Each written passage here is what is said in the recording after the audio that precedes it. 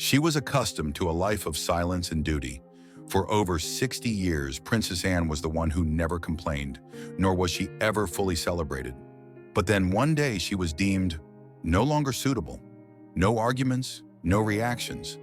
She simply left carrying an old letter from Queen Elizabeth II, which predicted every unraveling truth: the monarchy politicized, traditions cast aside, and honor reduced to an outdated relic.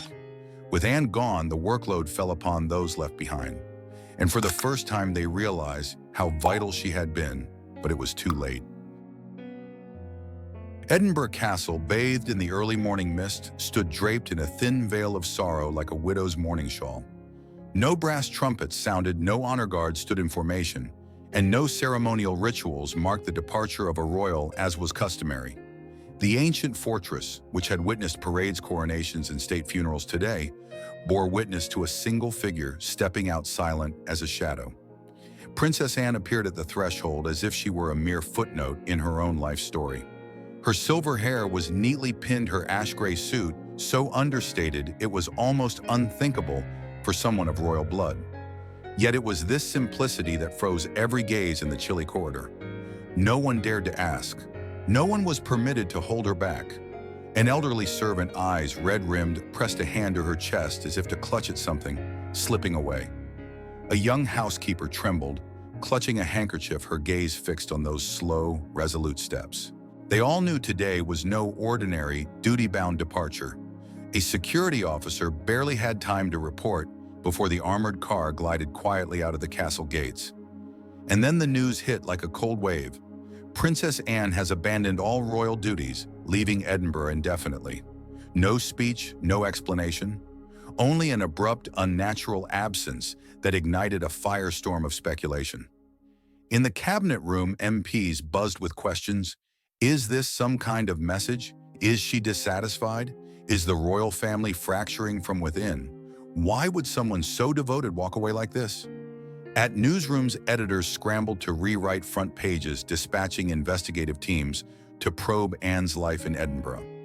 Online, the public split into two camps, one furious, the other indifferent, but all captivated by the gaping void her absence left behind.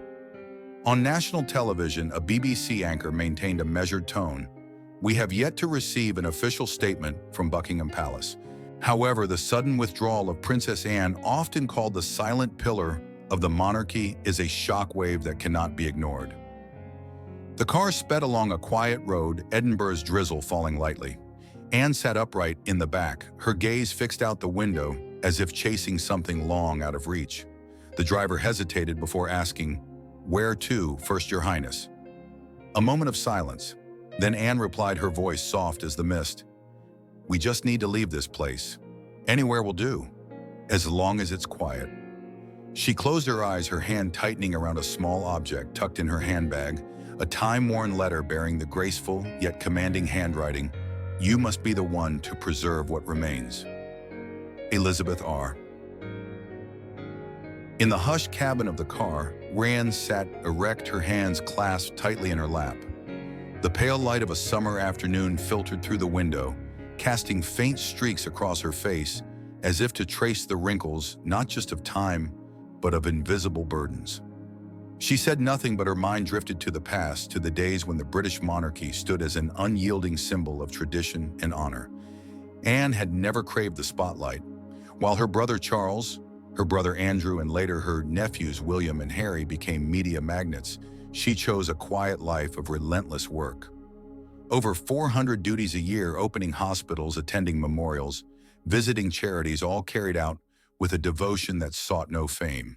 They called her the scandal-free princess, but to Anne it wasn't a title. It was simply how she lived, fulfilling her duty as her mother, Queen Elizabeth II, had taught her. She recalled a winter afternoon in 1992 when the royal family was engulfed in a media storm, Charles and Diana's separation, Andrew's scandals, and Anne's own first marriage coming to an end. In the warm confines of Balmoral Palace, the Queen had summoned her alone. Anne, her voice stern yet tinged with exhaustion. "The royal family is not an ordinary family. We exist for loyalty to the people, to tradition, and to ourselves. You are the only one I trust to uphold that." Those words had etched themselves into Anne's soul like an unspoken vow. In the years that followed, as Charles tangled with Camilla, as Harry and Meghan abandoned the monarchy, as William and Catherine struggled to balance tradition with modernity, Anne stood firm, a lighthouse in the storm. She didn't judge, didn't criticize, only worked quietly, preserving the values she believed were the monarchy's core. But then Queen Elizabeth II passed away in September 2022.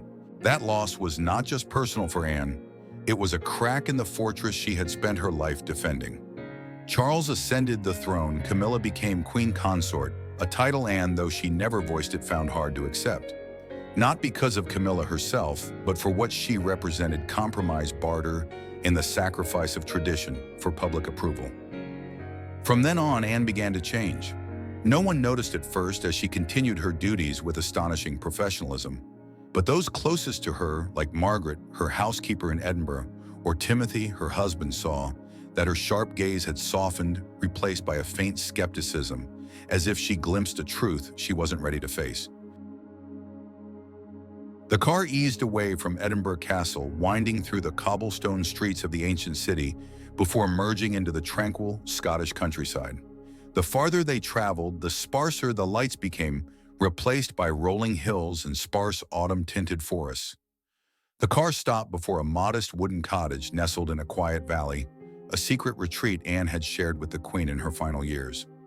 No one knew of this place except the two of them and a long-deceased steward. The wind howled, the sky was overcast. The cottage creaked as Anne pushed open the door. The scent of aged wood and dried flowers lingered unchanged since her last visit after the Queen's funeral. In a small room to the left of the fireplace, Anne settled into an old chair facing the window. She retrieved the faded letter from her handbag, took a deep breath, and opened it. The handwriting was familiar, unmistakable. Her mother's strong, elegant, unwavering, as if she knew it would be read time and again. Tony, if you are reading this after I am gone, then perhaps you are beginning to see what I have always feared. I know your era will not be like mine. They will no longer accept a monarchy that lives in silence and discipline. The public will demand modernity. The government will need symbols to justify the growing unrest. And then the royal family, our family, will cease to be independent. It will become a tool to manage public sentiment, and those who do not fit the new image will be quietly removed. You may be among them. Anne held her breath. Though she had read this letter 2 years ago today, its words carried a different weight. They were no longer a warning. They were a prophecy fulfilled. The day Charles compromises, the day Camilla is recognized as queen consort, is the day this family ceases to be whole. Anne closed her eyes. Her heart beat slowly, heavily. And then, like a film rewinding, a memory surfaced. A week earlier, at Buckingham Palace in the secluded East Wing meeting room, Anne had been invited to a discussion about the future of the monarchy. The heavy oak door closed behind her, muffling all sound from the corridor. She entered the room, once King George VI's study, now repurposed as a strategy room for shaping the monarchy's new image in turbulent times. Charles sat at the head of the long, velvet-draped table, his shoulders slightly hunched, eyes fixed on a screen. Camilla sat to his right in a pale pink tweed coat, holding a teacup she didn't sip. Around them were 4 government advisors, 3 men, 1 woman, impeccably dressed, their faces, those of people here to present decisions, not to listen. Anne pulled out a chair and sat. No one stood to greet her. An odd silence blanketed the room. A projector flickered to life, displaying stark text: Royal Image Strategy 2020-2030, Objectives Repositioning, Optimizing Image, Reducing Social Costs. A young man stood, hair slicked back, his Oxbridge accent flawless. We thank your majesty for attending today. We present a new strategy to streamline the monarchy's roles to align with the current landscape. The public demands clarity. They're tired of outdated titles and need a streamlined, modern, approachable image. According to our latest survey, 82% of those under 35 care only about 4 figures: the King, Queen, Camilla, Prince William, and the Princess of Wales. He clicked a remote. A chart appeared. We propose focusing media efforts on 3 key images: King Charles, national stability; Queen Camilla, a model of redemption and forgiveness; William and Catherine, the modern, relatable, balanced successors. Camilla nodded slightly, her eyes on the screen. her expression that of someone admiring a long-awaited triumph. Anne sat still, hands clasped before her, and the other roles she asked, her voice soft but resonant. The young advisor hesitated, then flipped to the next slide. A list appeared organized in columns, public roles to be paused, she scaled back during the transition phase. The first line read, HRH, the Princess Royal. Princess Anne stared at the text. The room fell deathly silent. Another advisor jumped in, his tone conciliatory. This isn't permanent removal, Your Highness. It's a pause on public appearances that no longer yield media impact. It's a global trend. Sweden, Norway, even Japan have done this.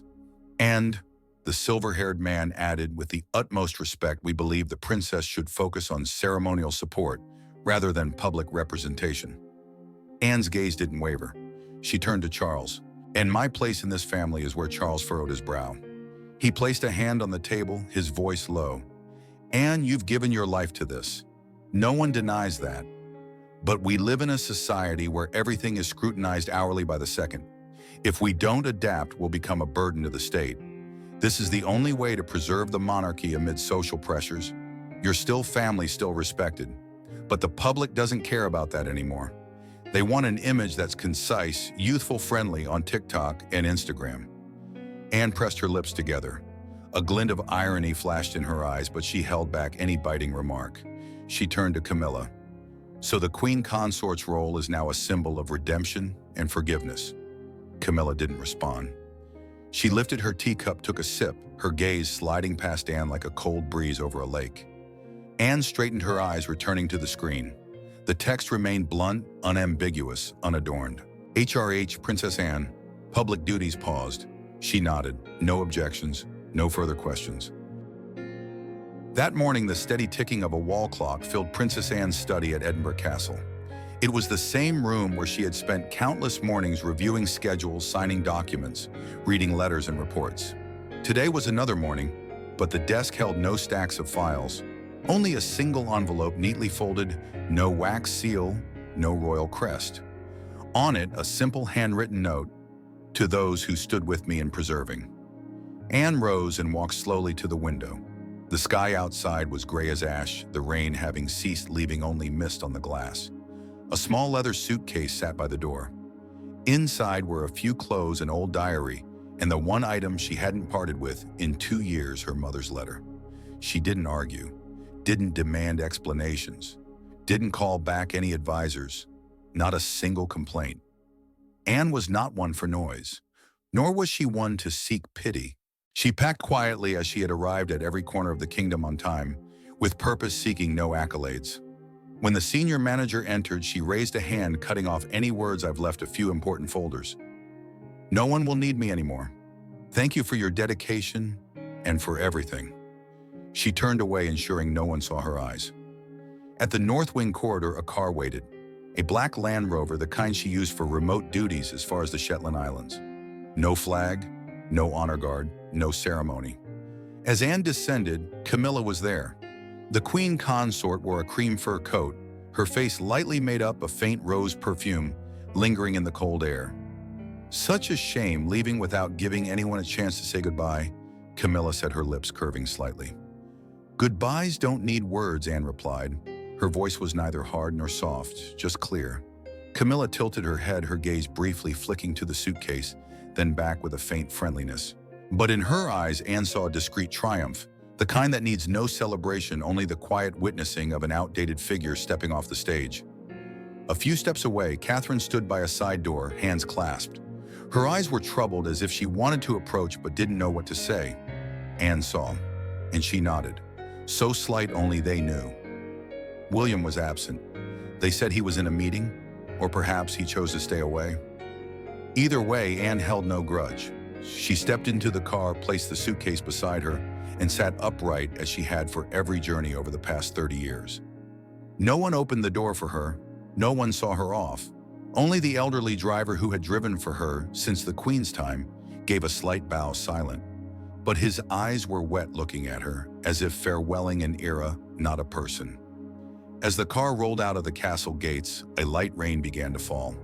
Anne glanced back through the window. No waving hands, no saluting ranks. Only the old castle, its flag fluttering quietly in the wind, and memories receding behind her. She touched the letter in her coat.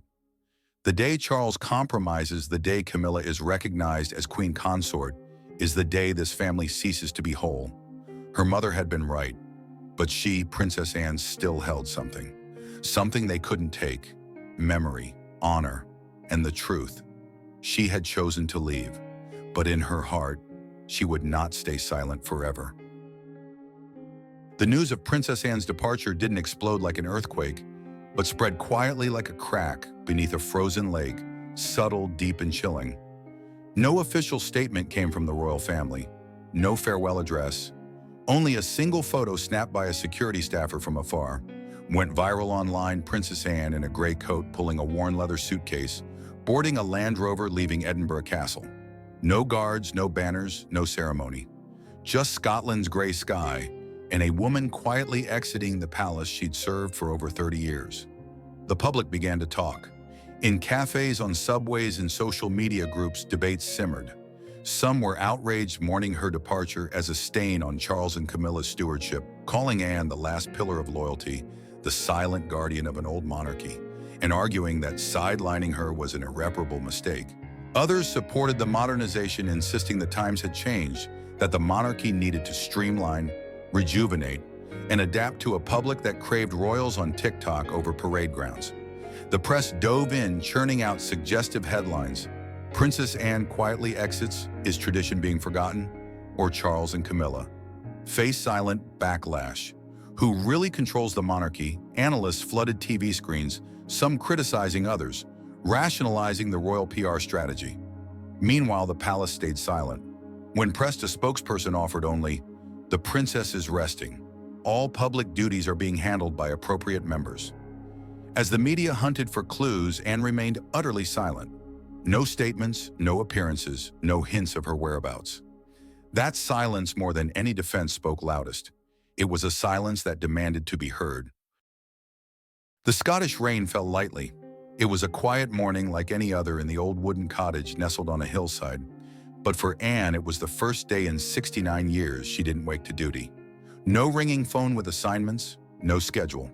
Only the crackle of the fireplace, the flutter of sparrows on the roof, and the faint aroma of Earl Grey tea in the cold air. Anne sat in a familiar armchair, holding a worn novel. She'd brought it from London, a book opened and closed at page 9 countless times due to sudden engagements. Today, for the first time in decades, she read on to page 10, then 11, 12, as if reclaiming a forgotten piece of herself through the words. And in that stillness, she realized something. She had grown so accustomed to devotion that she'd forgotten the taste of freedom. Forgotten that she was once a person, not just a cog in the monarchy's machine. Now quietly stepping out from those ancient walls, Anne felt something she hadn't known in her youth: relief. As if a tattered suit of armor had finally been shed. As if the night watchman was at last allowed a full night's sleep. A lightness almost alien settled in her chest, like an ancient worn coat of armor finally removed. She sat for hours watching sunlight glide across the windowsill, and smiled faintly when she realized perhaps this wasn't a tragedy, but a beginning. Meanwhile, at Buckingham Palace, the clock ticked as always, but the atmosphere had shifted. The protocol office desk was buried in yellow sticky notes and endlessly revised schedules.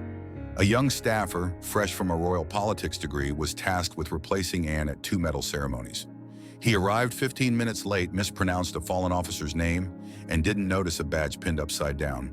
The next day, a brief article in the Telegraph noted the new staff's unpreparedness in traditional ceremonies, a polite way of saying complete disarray.